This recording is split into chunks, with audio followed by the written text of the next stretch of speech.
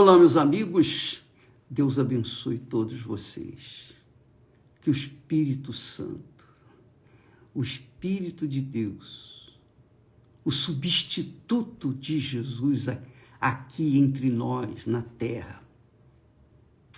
Você sabe que, primeiramente, veio o Deus Pai e conduziu os homens, falou com Adão e Eva, e com Abraão, com Noé, enfim, até Malaquias, o profeta Malaquias.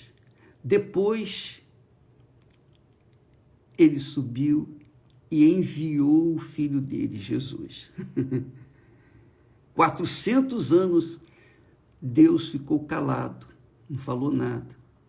Entre Malaquias e o Evangelho de Mateus, 400 anos, Deus ficou calado.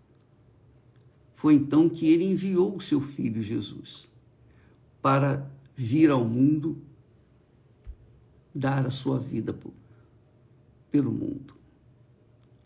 Depois Jesus subiu, morreu, ressuscitou, subiu aos céus, sentou-se à direita do Pai e então o Pai enviou o Espírito Santo.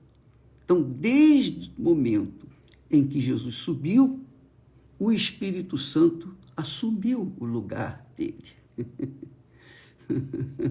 Então, quando uma pessoa recebe o batismo com o Espírito Santo, quando ela recebe o batismo com o Espírito Santo, é porque Deus ouviu a oração do seu filho e enviou e deu a ela o Espírito dele, para que viesse guiá-la, a fim de que ela pudesse servi-lo aqui na terra. Bem, o Espírito Santo venha descer sobre você. Eu creio que ele vai descer sobre muitas pessoas que estão de forma sincera lutando contra a sua própria vontade, contra o seu próprio eu, contra o mundo, enfim, estão lutando. Essa luta não é em vão. Deus permite que a pessoa lute, faça, eu diria, das tripas coração para receber o Espírito Santo. Por quê? Porque no que ela luta, no que ela se esforça para receber o batismo com o Espírito Santo, ter o privilégio, o maior privilégio do mundo, a bênção das bênçãos, essa foi a bênção da primogenitura. A bênção da primogenitura que Deus passou para Abraão, e Abraão passou para Isaac, e Isaac passou para Jacó, e etc. Essa bênção hoje é o Espírito Santo. Então, amiga e amigo, toda a sua luta, todo o seu esforço, tudo, pode ter certeza que Deus está vendo e com certeza Ele vai atendê-la, entendo. Agora, deixe-me falar uma coisa, uma pergunta que não quer calar. Os fariseus, judeus, os religiosos, enfim, as pessoas que estavam ao redor de Jesus perguntaram a Jesus. Olha só que pergunta. Eles disseram: que faremos para executarmos as obras de Deus? Que faremos para executarmos as obras de Deus, para fazermos a vontade de Deus, a obra de Deus? Jesus respondeu: a obra de Deus é esta, 2 pontos, que creiais naquele que ele enviou. Então, essa é a obra de Deus. Quando Jesus mandou os seus discípulos irem pelo mundo afora, por todo o mundo, pregar o Evangelho,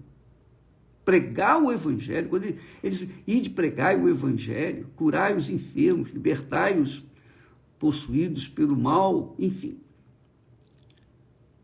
Eles pensavam o seguinte: agora eu estou fazendo isso, fazendo aquilo, eu estou pregando a palavra de Deus, eu estou curando os enfermos, eu estou fazendo a obra de Deus. Não.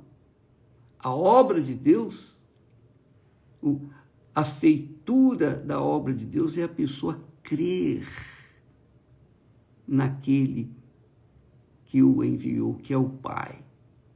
Está aqui escrito. Jesus disse: a obra de Deus é esta, que creias naquele que ele enviou. Essa que é a maior dificuldade. Isso que é a maior dificuldade. É a maior dificuldade. Porque as pessoas, elas confundem o crer com o fazer, o ser com o fazer. Para que eu possa fazer a obra de Deus, primeiro eu tenho que ser a própria obra de Deus. Ele tem que me fazer uma nova criatura. Eu tenho que ser dele. Se eu não for dele, como é que eu vou fazer a obra dele? Então, para que eu seja dele, eu tenho que crer. E crer dele é crer, conforme falamos ontem, naquela parábola que Jesus cita do construtor, né?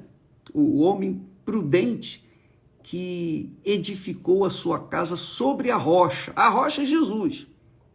Então ele abriu profunda vala e colocou o alicerce da sua casa lá no fundo, e sobre o alicerce, que é a pedra fundamental, que é o próprio Jesus, então ele edificou a sua casa. E ela não caiu porque foi edificada sobre a rocha. Quem é a rocha? Jesus. E para você crer em Jesus, amiga e amigo, conforme Jesus ensina nesta parábola, você simplesmente obedece, você segue a direção. Olha só, veja só, o homem prudente é aquele que edificou a sua casa sobre a rocha. Quer dizer, o que é edificar a casa sobre a rocha? Bom, falamos ontem isso, mas nós queríamos falar isso novamente porque isso é fundamental, porque isso significa crer. Quando contrata um construtor para edificar uma casa, um edifício, obviamente o construtor vai examinar o terreno, vai buscar no terreno pedras, rochas, em que ele possa estabelecer, fundar, fazer os alicerces da casa ou do edifício. Quando ele acha essa pedra, ele crê nela. Ele crê. Essa pedra está boa. Essa pedra nós podemos alicerçar o edifício, que não vai cair. Os ventos vão bater, a chuva vai vir, tempestades, etc. Mas nada vai poder destruir a casa. Por quê? Porque essa rocha é confiável. Então você confia sem sentir. Precisa sentir para confiar. Ou você confia ou não confia. É a mesma coisa, o casamento. O que é o casamento? As pessoas às vezes casam por N motivos, menos pelo motivo principal, que é crer uma na outra. Então, por exemplo, no meu caso, eu criei na Esther. Eu criei.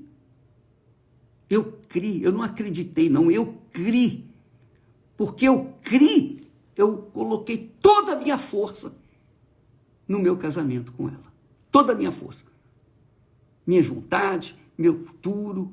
Eu abri mão da mamãe, do papai, da família, do meu futuro, abri mão dos meus sonhos. Eu poderia realizar os meus sonhos se eu estivesse solteiro, que eu não teria problema, que eu não teria que sustentar uma família. Então era mais fácil para mim não casar, para realizar os meus sonhos. Mas eu deixei de lado os meus sonhos para me unir com ela, e ela da mesma forma para comigo. Ela deixou a casa de seus pais, deixou a vida que ela tinha, confortável, para se casar com um João Ninguém. Essa é a realidade. Então, juntou a fome com a vontade de comer. E aí, nós estamos até hoje. Vamos fazer agora, dia 18, 53 anos. 53 anos de casados. Por que que isso aconteceu? Por que que nós estamos casados até hoje? Porque nós, lá no início, no princípio, nós cremos um no outro e mantivemos essa crença um no outro e vamos mantê-la até o fim, até a nossa promoção. Isso é crença. Claro que com essa crença havia o sentimento, o amor, né? A gente gosta, a gente, enfim, se afeiçoa, nós nos afeiçoamos um pelo outro. Claro que houve o sentimento, claro que houve um coração envolvido aí, mas o coração estava combinando com a cabeça, com a inteligência. O coração estava submetido à cabeça. Então a cabeça dirigiu, eu quero, eu crio, eu creio, então eu vou casar.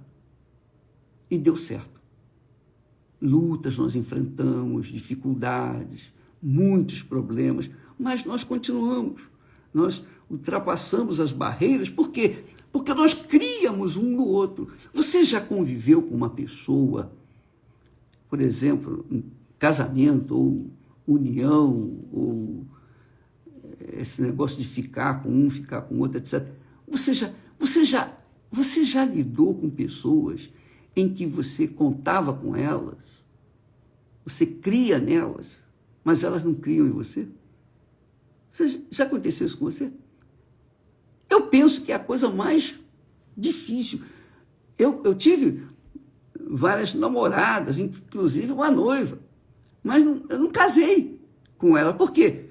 Porque eu não tinha convicção, eu não tinha certeza, eu não tinha fé, eu não cria nela 100%. Eu cria até um determinado limite, mas depois não havia mais fundamento para poder continuar crendo. Então, é preciso que você venha avaliar a sua fé, amiga e amigo. Crer em Jesus é você se lançar de corpo, alma e espírito. É ser inconsequente, digamos assim. Se lançar. Ele é o primeiro e acabou. Não quero mais. Não quero saber eu não quero saber de mais nada. É nele que eu creio. É nela que eu creio. Então, quando a gente deve ser uma coisa muito desgastante, sofrida. Por quê? Você conviver com uma pessoa que você não crê ou que não crê em você, deve ser um negócio muito desagradável, desconfortável. Pensa bem.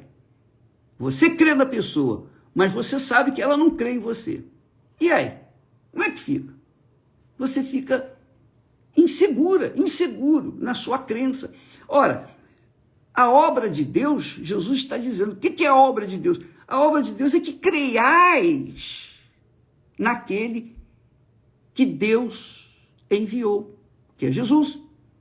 Quando a gente crê em Jesus, a gente não tem mais ninguém que esteja entre nós e ele.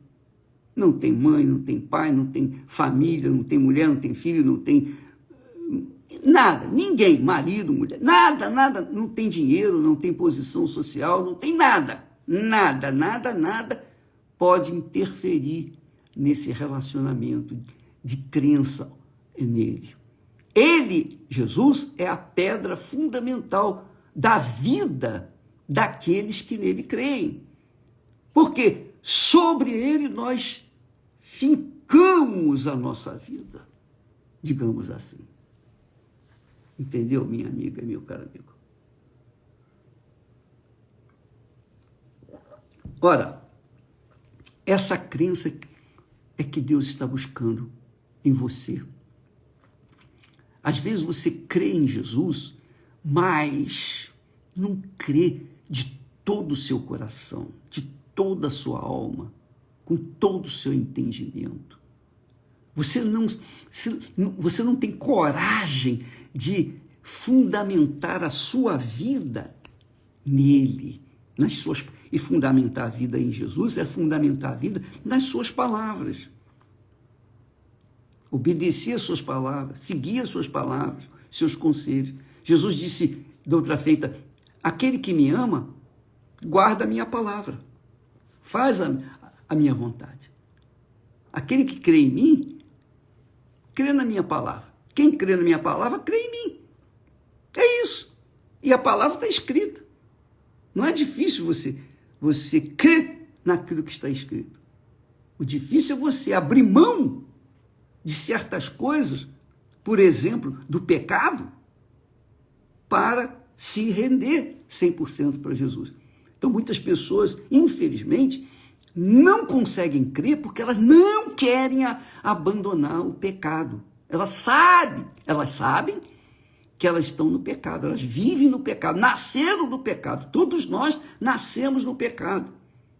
Mas, quando se ouve a palavra de Deus e se entrega a essa palavra, crê nela de todo o seu coração, de toda a sua alma, de todo o seu entendimento, então essa pessoa realmente crê no Senhor Jesus. Quando é 100%, não pode ser mais ou menos. E quando a pessoa faz isso, obviamente, todos os seus pecados caem por terra. Não interessa o que ela fez de mal, não interessa o que ela foi de péssima, de má pessoa, não interessa. Quando ela crê em Jesus, que é de graça, a fé que Deus requer de cada um de nós é essa crença que é total, é tudo por tudo. Você se lança. Então, é de graça para todas as pessoas, pobres, ricos, pessoas de classe média, não interessa. Normalmente, os simples, os humildes, em espírito, é que se rendem a Jesus. Creem nele de todo o coração. Mas os poderosos, os ricos, não se rendem. Por quê? Porque a crença deles é no seu dinheiro, no seu poder, no poder de compra, no poder econômico. Então, eles... É como o ditado popular, a pessoa vai deixar de crer no que vê para crer no que não vê? Vai deixar o certo pelo duvidoso? Então, quando a pessoa casa e crê uma na outra, ela deixa a vida errada, que é certa, que ela estava vivendo, por uma vida a dois duvidosa, porque não sabe se vai dar certo. Mas quando ela crê, ela não tem dúvida que era aquilo que ela estava buscando há muito tempo e finalmente encontrou. Então, isso que é amor, amiga e amigo. Esse amor, esse tipo, essa qualidade de amor envolve a cabeça. Você lança a sua vida, você fundamenta a sua vida, o seu futuro eterno. Toda a sua vida aqui na terra você coloca nesta pedra, em Jesus. E aí é que está o grande problema, porque as pessoas, elas se dividem entre crer um pouco no Senhor Jesus e crer também em si mesmas, e crer também no dinheiro, e crer também na sua formação acadêmica, na sua inteligência, nos seus talentos, enfim, crer em si próprio. Olha, não pode. ou é ou não é, ou casa ou não casa. Quando a gente casa com a pessoa que a gente crê, dessa forma, 100%, tudo por tudo, então é impossível não dar certo. Que é o que acontece com Jesus. Quando você crê em Jesus, que você não vê, você não sente, você não toca, mas você lê a sua palavra, a palavra que ele falou, o que está escrito. Jesus venceu o diabo apenas com a palavra. Está escrito, está escrito, está escrito. Ele venceu Satanás e ele estava vestido da humanidade. Ele era filho do homem mesmo, mas ele tinha, obviamente, o Espírito Santo que o guiava. Mas ele tinha a sua carne, a sua natureza humana. Mas ele não titubeou, ele não atendeu a sua fome para fazer das pedras pães. Ele manteve-se firme ali, porque não queria dar satisfação, não queria dar o prazer de cair naquela balela que o diabo apresentou para ele. Ele se manteve firme. Então ele é o exemplo para todos nós.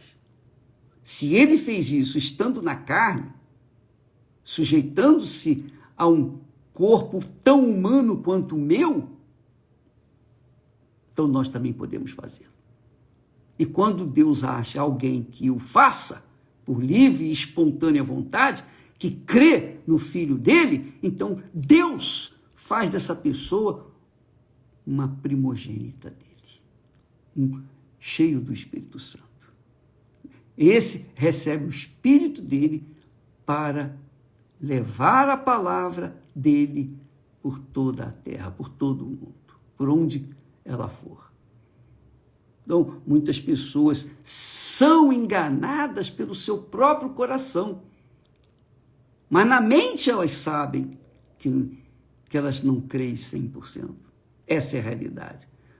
O coração, às vezes, se entrega, se rende a uma bela música sacra, né? Gospel, bonita, gostosa de se cantar, melodiosa, vontade até de dançar, mas que não tem espírito, não tem uma mensagem divina. Aí, realmente, fica difícil para a pessoa se apoiar naquela fé. Por isso que eu disse ontem, se você ouvir música evangélica, coloca aí músicas evangélicas bonitas e emotivas e tal, depois vai enfrentar uma situação difícil. Duvido que você vai conseguir vencer, porque você está com o coração à flor da pele.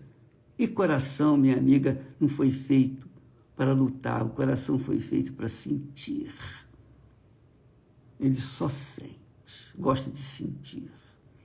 E as pessoas se iludem com os seus sentimentos. Mas Deus não quer um coração sentimental. Deus quer um coração que se submeta à cabeça, que é o próprio Senhor Jesus, a palavra de Deus. Então, quando você coloca a sua cabeça na palavra de Deus, foi o que fez Jacó lá no deserto, e Deus lhe deu um sonho, e o sonho que ele realizou. Porque a cabeça dele estava na promessa de Deus. Deus não fez jorrar água ali na hora para ele, não deu roupa para ele, não deu comida para ele, nada disso. Deus lhe deu um sonho, uma palavra. Eu serei contigo. Eu estarei contigo. E essa palavra foi suficiente para ele virar um gigante na fé e vencer. É isso que Deus faz com você que está me assistindo. Você está sofrendo problema no casamento, problema de saúde, problema com os filhos, com a família, problema de dinheiro, problemas e problemas e problemas e problemas e problemas. Eu pergunto, você vai conseguir resolver esses problemas ouvindo canções? A Bíblia fala. O que adianta ouvir canções no dia de tormento? Não adianta nada. Mas quando você ouve a palavra de Deus, quando você ouve a palavra que fundamenta a sua vida, a sua fé, então, venha o que vier, você vai continuar firme na rocha, vai balançar, vai ser sacudido, mas não vai cair. Não vai cair, por quê? Está alicerçada na palavra de Deus, não está alicerçado na palavra do homem, não está alicerçado numa filosofia, não está alicerçada num pastor, num bispo ou num líder religioso, não está alicerçada na palavra de ninguém, mas na palavra de Deus, na palavra daquele que um dia disse, haja luz, e a luz se fez. Haja porção seca, e houve porção seca. Então, aquele que falou, e as coisas que não existiam vieram à existência, é a palavra dele. Quando você sustenta a sua vida na palavra dele, minha amiga, você tem que arrebentar, meu caro amigo. Você tem que arrebentar neste mundo, porque este mundo é um mundo cheio de medo, de dúvidas. As pessoas são inseguras. Então, quem se sustenta na palavra de Deus tem que arrebentar. É uma obrigação, porque tem o Espírito do Criador consigo. E o Criador honra aquele que honra a sua palavra. Se você honra a palavra de Deus, a palavra de Deus vai honrá-lo. Qualquer que seja a circunstância. Então, essa é a realidade. Casamento com Deus é isso. Você tem que crer nele. Crer que ele fará aquilo que ele prometeu que faria. Então, daí nasceram os heróis da fé. Aqueles que permaneceram até o fim. Por quê? Porque eles creram até o fim. Esses são os vencedores. Graças a Deus. Graças a Deus. Que a minha hora está chegando e eu estou firme. Como se tivesse começado ontem. Graças a Deus. Deus abençoe você, minha amiga, meu amigo. Não fique observando as circunstâncias, as dificuldades. Não fique observando as tempestades. Fique de olho naquele que anda sobre as águas. E se ele disser, vem, vá. Vai e continue olhando para ele. Porque se você observar as ondas, a situação, as circunstâncias, você vai ser igual Pedro.